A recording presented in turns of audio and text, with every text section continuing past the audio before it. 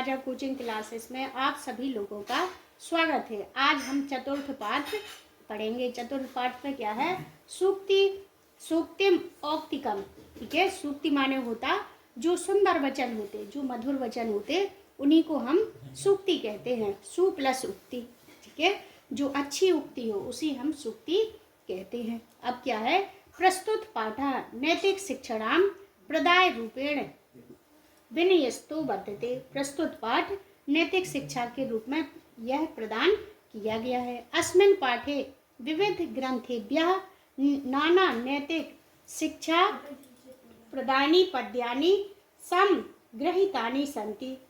अस्मिन् पाठे, हमारे इस पाठ में विभिन्न ग्रंथों से नाना प्रकार की शिक्षा प्रदान करने वाले पद लिए गए हैं, ग्रहण किए गए हैं। अत्र सदाचारणस्य महिमा, इसमें सदाचार की महिमा, प्रिय वांग्या आवश्यकता, प्रिय वाणी की आवश्यकता, परोपकारणाम स्वभाव, जो दूसरों का उपकार करने वाला स्वभाव होता उसको लिया गया है। गुण अर्जनस्य प्रेरणा, हमें दूसरों में जो भी गुण हैं उनको ग्रहण करने की प्रेरणा।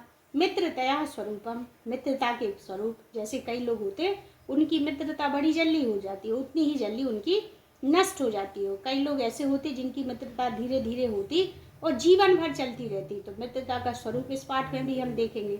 श्रेष्ठ संगति प्रशंसा, श्रेष्ठ संगति की प्रशंसा क्या है?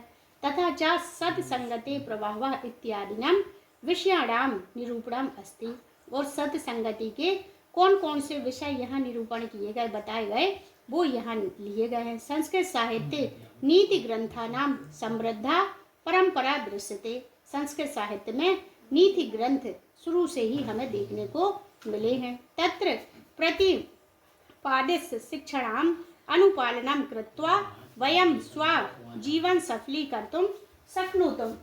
इसलिए हमें जहाँ पर भी शिक्षा को अनुपालन करना बताया गया, जो भी इन सब बातों को पालन करते उनका जीवन कैसा होता? सफल होता।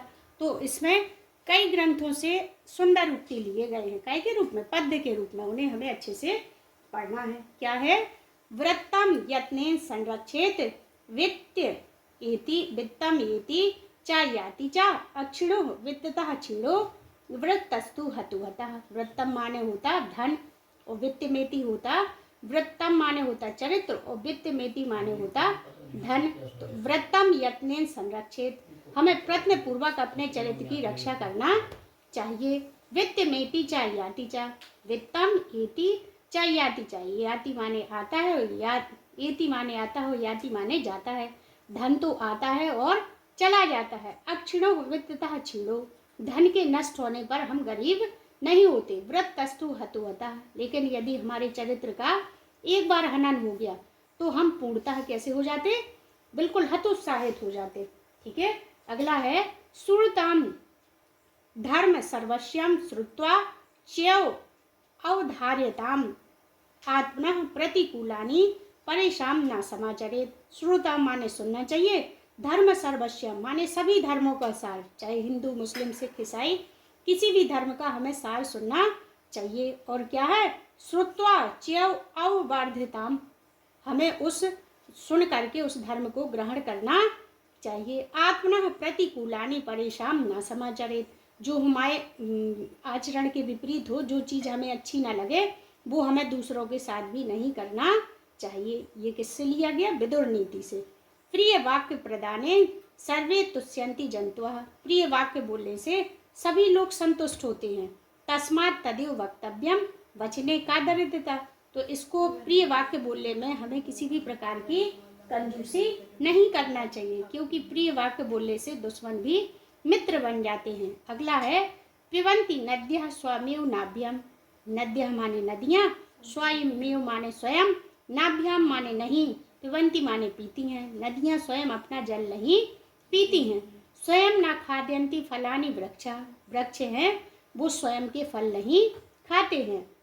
नादान्ति सस्यम खलु परिवावः, जो परिवावः माने होते बादल, बादल स्वयं फसलों को नहीं खाते हैं। परोपकाराय सताम विभूतियः, जो परोपकार के लिए जिनकी संपत्ति है वो वर हमेशा दूसरों की भलाई के लिए रहती है। जो संत लोग होते हैं उनका जो क्या है धन वैभव है वो सब काय के लिए होता है, परोपकार के लिए होता है। यहाँ तक कि उनका शरीर भी परोपकार के लिए ही समर्पित रहता है। अगला है गुण एस्यु ही कर्तव्य प्रत्नः पुरुषो सदा गुण युक्तो दरिद्रो अपि न स्वर्यो गुणो समा।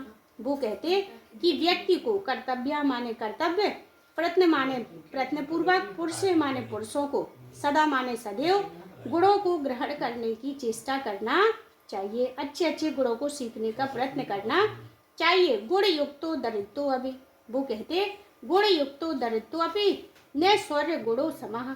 जैसे कोई व्यक्ति है गुणहीन है, कैसा है गुणहीन है और उसके पास खूब धन दौलत है, कोई गुण ही नहीं है तो वो कैसा हो गया, वो महान दरिद्री है। लेकिन जिसके पास गुण है वो दरिद्र होने के बावजूद भी वो कैसा है, वो ऐश्वर्यशाली है, वो कैसा है, धनवान है। आरंभ गुरवी क्षणी क्रमेण लब्ध्वी पुरा वृद्धिमती च पश्चात दिनस पूर्वार्ध अपराध भिन्ना छायो मैत्री खल सज्जना नाम। आरंभ गुरवी, आरंभ में क्षणी माने क्षण होता है, क्रमेण माने क्रमशः, आरंभ में बहुत अधिक और फिर बाद में कम हो जाती, ठीक है। लब्ध्वी पुरा वृद्धिमती, और कैसी, आरंभ में कम और बाद में वृद्धि होती है। तत्पश्चात, जैसे दिन में जब हम सुबह अपनी परछाई देखते तो ज़्यादा होती और बाद में छोड़ी होती जाती। छायो मैत्री खल सज्जना नाम। इसी प्रकार जो मित्रता है कैसी, सज्जनों की और जो दुर्जन लोग होते उनकी मित्रता भी इसी प्रकार होती है। जो सज्जन लोग होते उनकी मित्रता धीरे धीरे बढ़ती है। क्या होती, धीरे धीरे बढ़ती है, क्योंकि जब वो लोग एक दूसरे को पहचान लेते तो उनकी मित्रता उसी प्रकार बढ़ती जाती। लेकिन जो खल लोग होते, दुर्जन लोग होते, जैसे शराबी हुआ तो उसे दूसरा शराबी मिल जाए तो तुरंत उनकी दोस्ती हो जाएगी। उनकी दोस्ती तभी तक चलेगी जब तक वो एक दूसरे को जानते रहेंगे। बढ़िया काम चला और सुबह जैसी उनकी उतरी और उनकी मित्रता कैसी हो गई, समाप्त हो गई, ठीक है। आरंभ गुरवी क्षयण क्रम, ठीक है, क्या है, आरंभ में बहुत अधिक और बाद में कम होती जाती। लब्ध्वी पुरा वृद्धिमती, आरंभ में छोटी और बाद में बढ़ती है। दिनस पूर्वार्ध अपराध भिन्ना छायो मैत्री खल सज्जना नाम। जो सज्जन लोग होते उनकी मित्रता कैसी होती, उनकी आरंभ में कम होती और बाद में बढ़ती जाती। और जो दुर्जन लोग होते उनकी मित्रता शुरू में ज़्यादा होती और बाद में कम होती चली जाती। ऐसी जिस प्रकार हमारी छाया होती, क्या, परछाई पहले बढ़ती और बाद में कम होती चली जाती। इसी प्रकार क्या है, यत्रापि कुत्रापि गता भवेयुः हंसा मही मंडल मंडनाय हानिस्तु तेषां ही सरोवराणाम एषां मराले सह विप्रयुगः।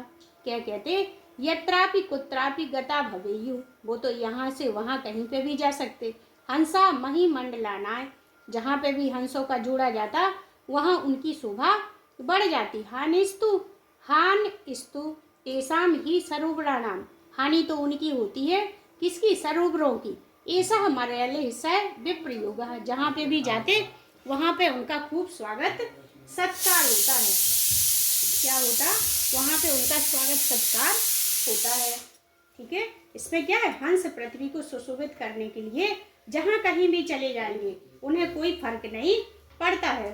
पर हानि तो उन तालाबों की होती है जिनका हंसों के साथ वियोग होता है। अर्थात श्रेष्ठ जन कहीं भी रहें वे अपने गुणों से संसार को लाभान्वित ही करेंगे, पर वह जिस स्थान से चले जाएंगे वह स्थान निश्चय ही उनके लाभों से वंचित रह जाएगा, ठीक है। अगला है गुणा गुणेषु गुणः भवन्ति ते निर्गुणं प्राप्य भवन्ति दोषः अस्वाद तोयः प्रभवन्ति नद्यः समुद्र मार्ग भवन्ति पेभ्यः। क्या है, गुणा गुणेषु गुणा भवन्ति, जो गुणी लोग होते वो ही गुणों को पहचान सकते, ठीक है। जैसे कोई अच्छा व्यक्ति है, कोई भजन हो रहा तो भजन में मन लगेगा उसका, लेकिन कोई ऐसा उल्टा सीधा व्यक्ति आ जाए भजन हो रहा तो उसे लगेगा कि अरे कैसे बैठ गए यहाँ। तो गुणवान व्यक्ति को, जो पढ़ा लिखा है उसे पढ़ाई अच्छी लगेगी, और जो पढ़ाई नहीं है उसके सामने अपन उपदेश दें तो उससे तो क्या लगेगा, उसमें दोष ही दोष दिखाई देंगे कि कहाँ से बैठ गए यहाँ, यहाँ तो हमारा टाइम वेस्ट हो रहा है ना। तो गुणा गुणेषु गुणा भवन्ति, गुणों को जानने वाले ही गुणों को ग्रहण करते हैं। ते निर्गुणम प्राप्य भवन्ति दोषा, और जिनमें गुण नहीं है वो उनमें क्या निकालेंगे, दोष निकालेंगे। जिस प्रकार नदियाँ का जल सभी लोग पीते, लेकिन जब ये समुद्र में मिल जाती तो वो जल कैसा हो जाता, वो जल अपीने योग्य, पीने योग्य नहीं रह जाता। गुणों को जानने पहचानने वालों के लिए ही वास्तव में गुण होते हैं, गुणहीनों के लिए तो वे दोषी होते हैं। नदियाँ स्वादिष्ट जल के साथ बहती रहती हैं, पर समुद्र में मिलकर वह पीने योग्य नहीं रह जाती हैं। ठीक है, तो आज हमने ये चौथा पाठ पढ़ा। ठीक है, आपको कैसा लगा कमेंट करके बताना है, लाइक करना है और शेयर करना है। ठीक है, अगले कमेंट में बताना कि आपको कौन सा पाठ पढ़ना है। नमस्कार।